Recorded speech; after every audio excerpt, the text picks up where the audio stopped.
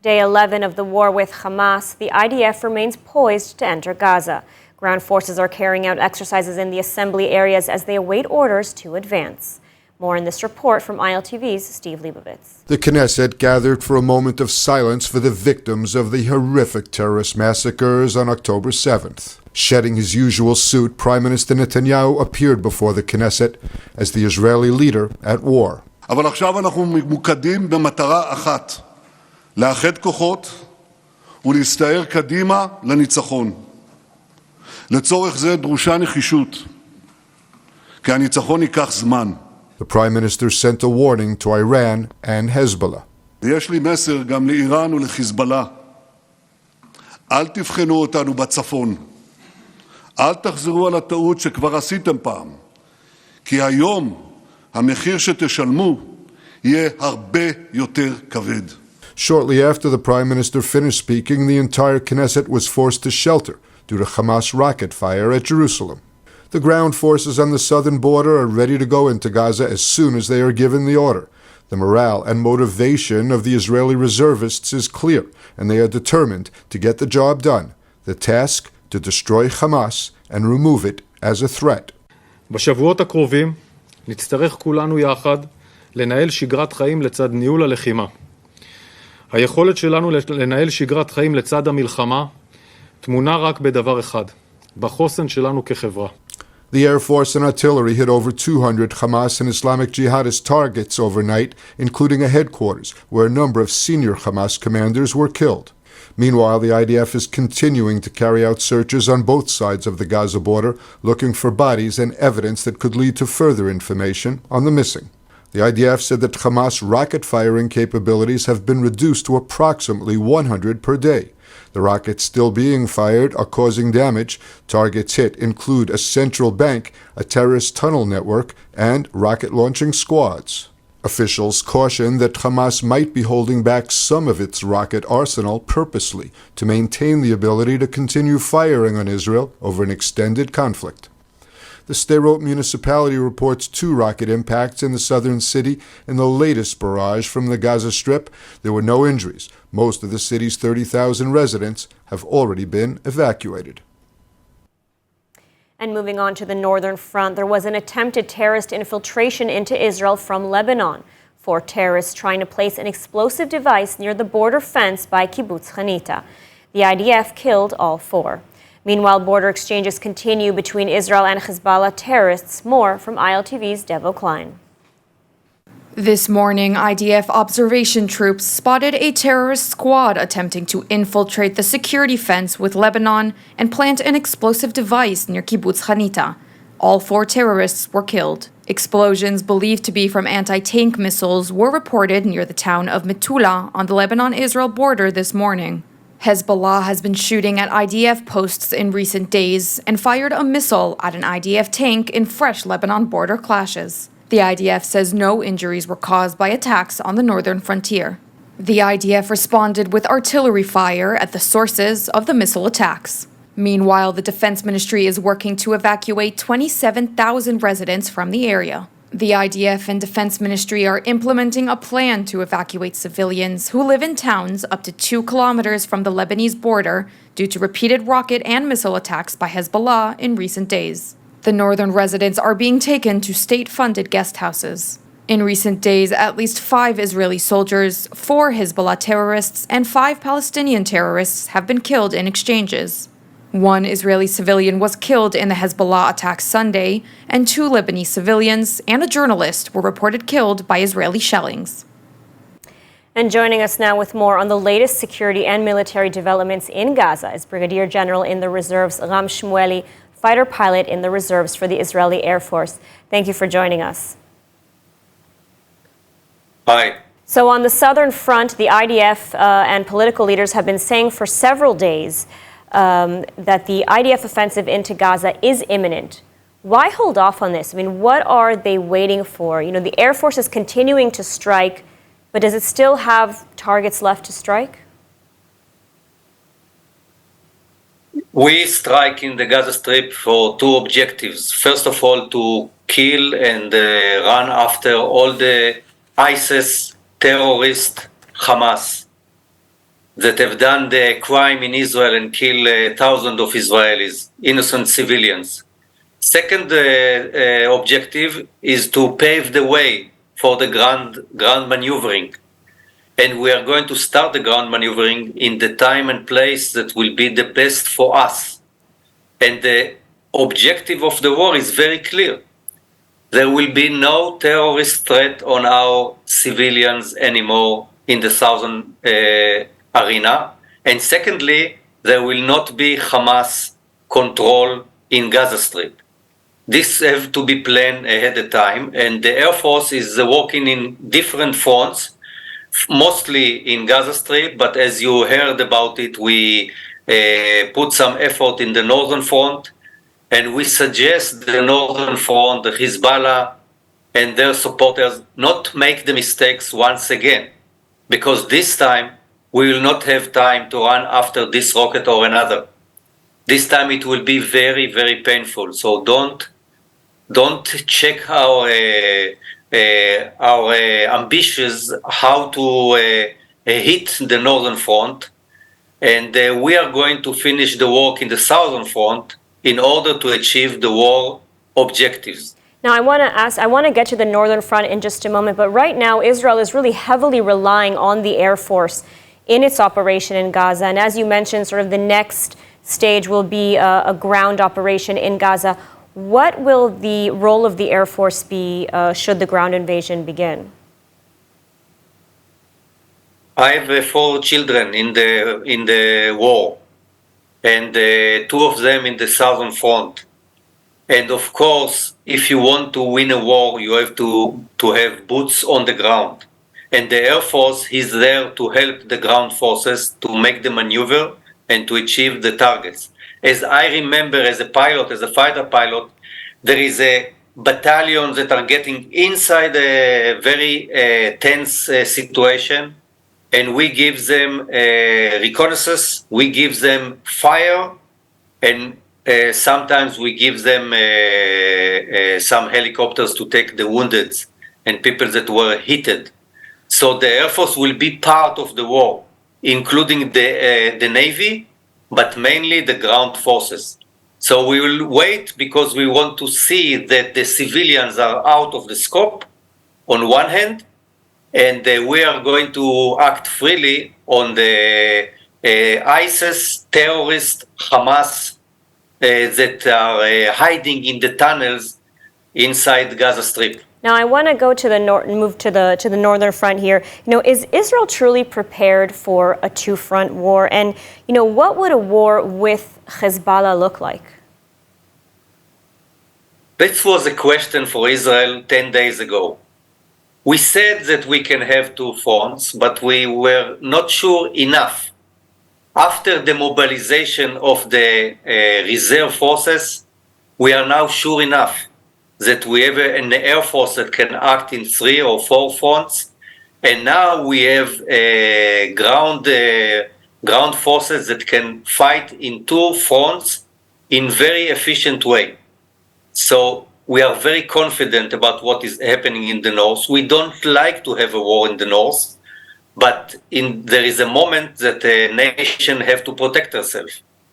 And I want to say something about the society in Israel. The society in Israel is under attack. And the social resilience of the people is amazing what's happening here. All right, Brigadier General in the Reserves, Ram Shmueli, thank you so much for your assessment today. Thank you.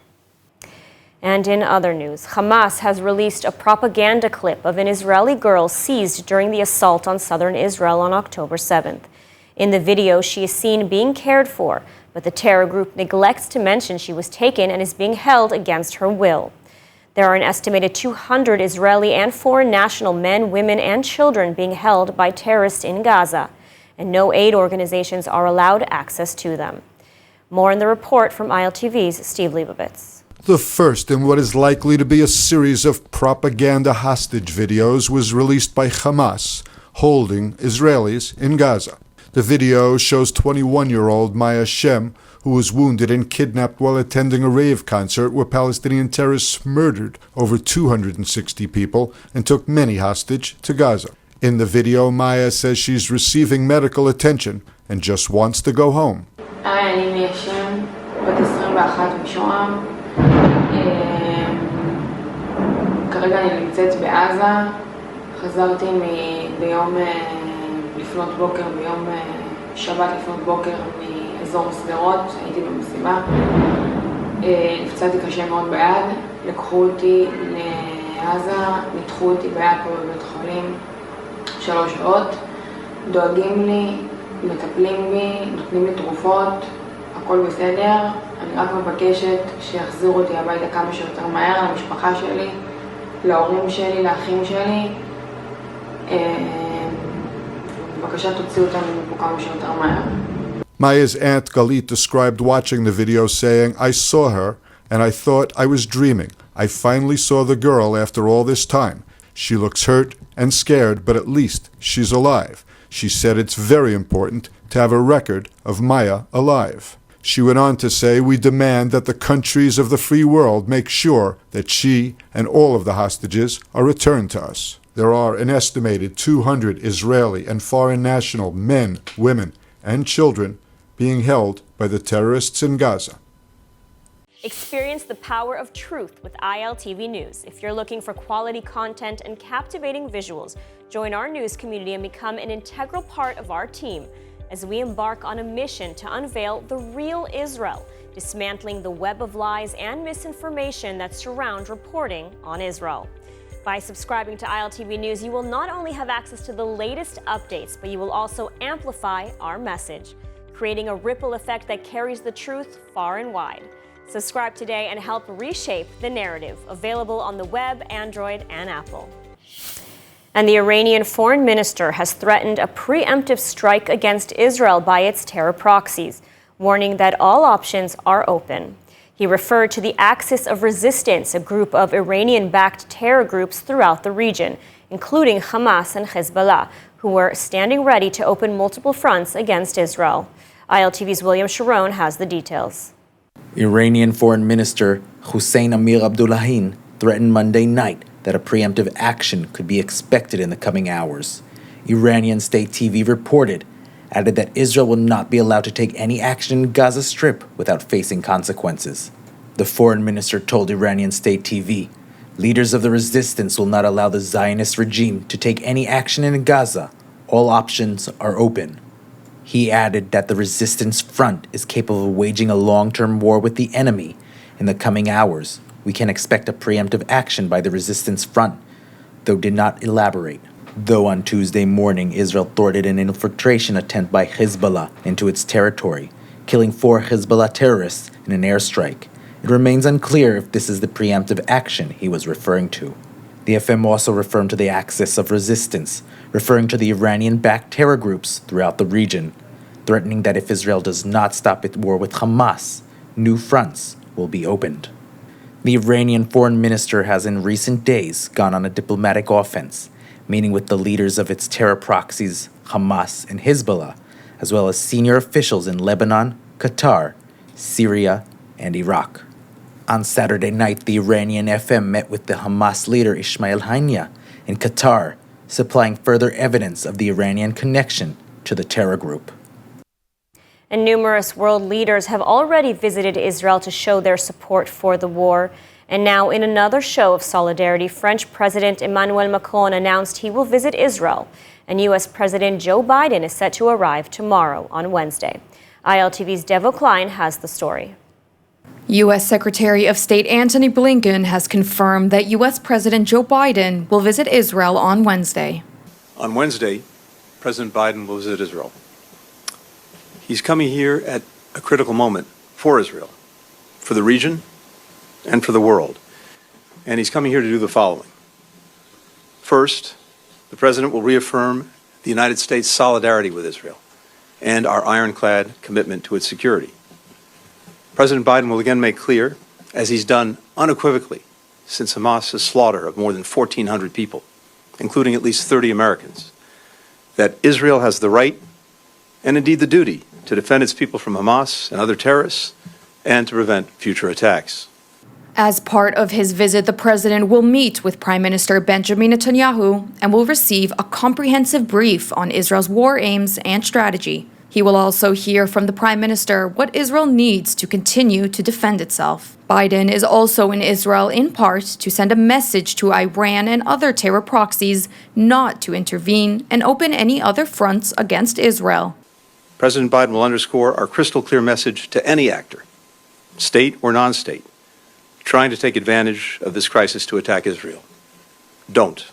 Blinken also announced that Israel and the United States are working together to enable humanitarian aid from donor nations and multilateral organizations to reach civilians in Gaza. Though he said the U.S. shares Israel's concern that Hamas will seize or destroy aid entering Gaza in an attempt to blame Israel for the humanitarian crisis and garner world sympathy.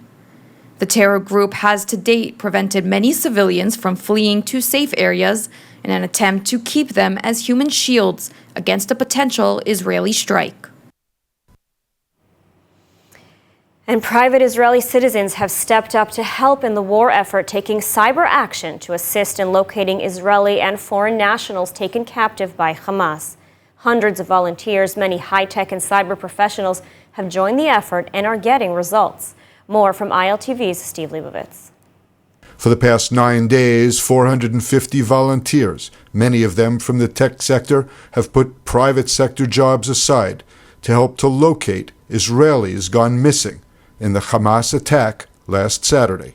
Israel is known for its robust high-tech sector, a key driver of the Israeli economy. Well, these volunteers created what they called a war room, where they're using cutting-edge technology to help locate the missing and the nearly 200 hostages.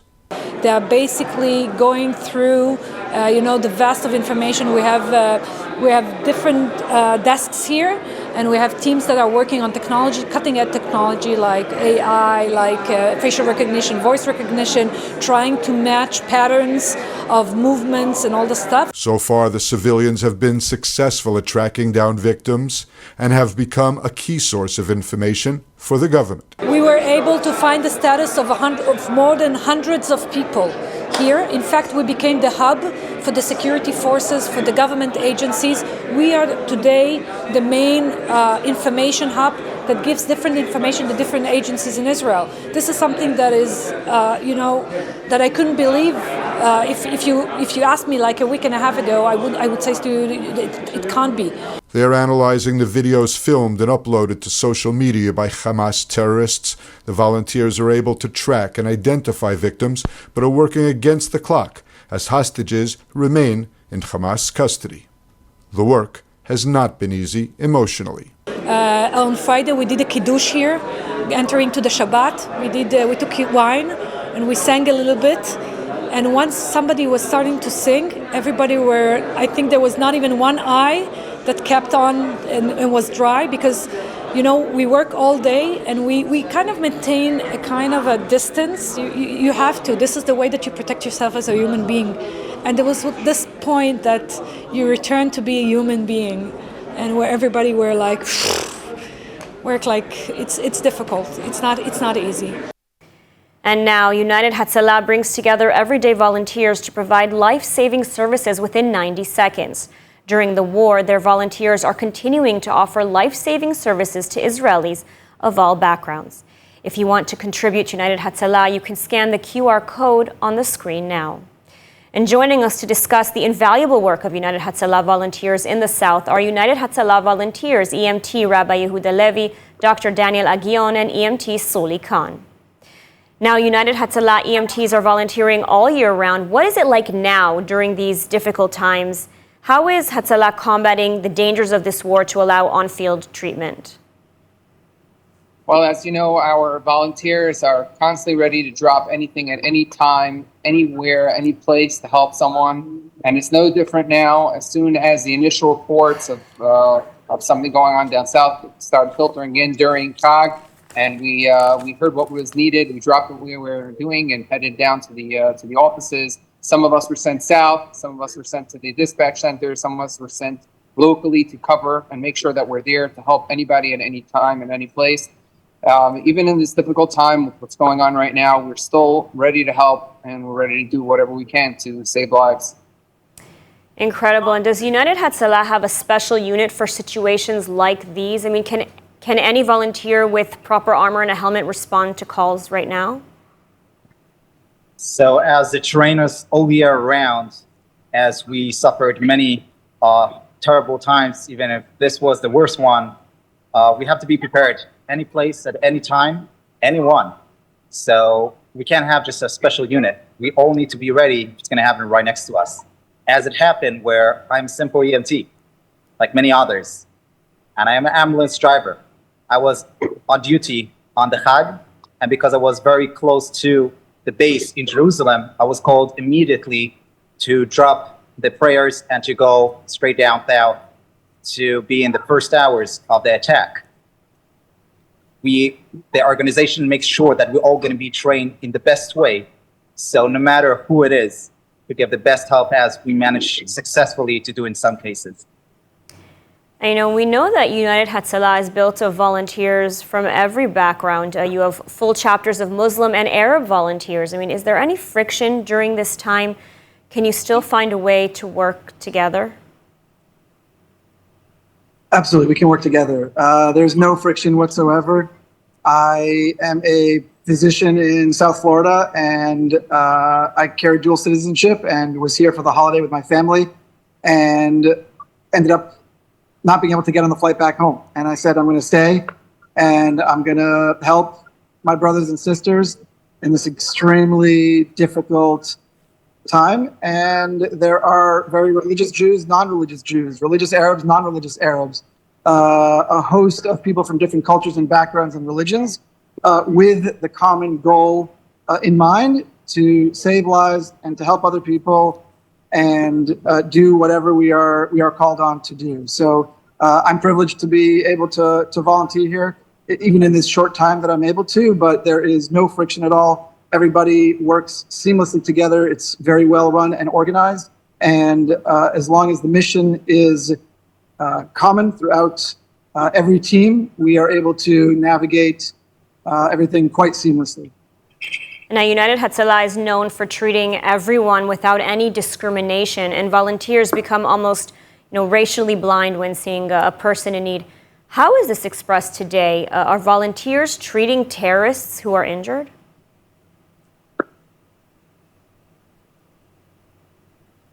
So sadly, the law makes us still even with those. We could not start dividing people. We don't have the time. We see injury, we go and help. We just hope that we help more our people in need. All right, guys, thank you so much for joining us, and thank you for your important work. Stay safe out there. Thank you. And now let's take a look at the weather forecast. Clear skies are expected tonight throughout the country, with temperatures set to reach lows of 17 degrees Celsius or 64 degrees Fahrenheit. Then tomorrow, light rain in the northern region and partly cloudy skies in the south, with highs of around 72 degrees Celsius or 81 degrees Fahrenheit. And now, more than 1,300 babies, children, elderly men, women, soldiers were murdered in cold blood by Hamas terrorists on October 7th. The scale of the tragedy is so large that we cannot mention every name right now, but we will slowly share their stories and ensure their memories live on.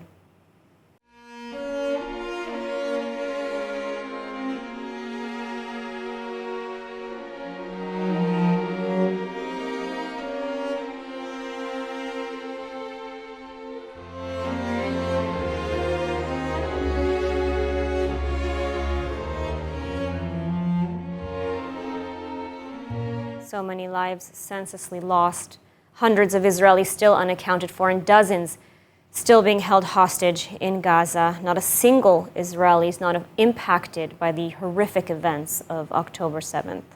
And today, all of Israel mourns. And that's all for today's news. For more updates from Israel on all your devices, check out our ILTV channel, subscribe to our ILTV newsletter, And don't forget to check out our new and improved website, ILTV.tv, with all the latest news from the heart of the State of Israel. I'm Lidarga Velazi. Stay safe, and thank you so much for watching.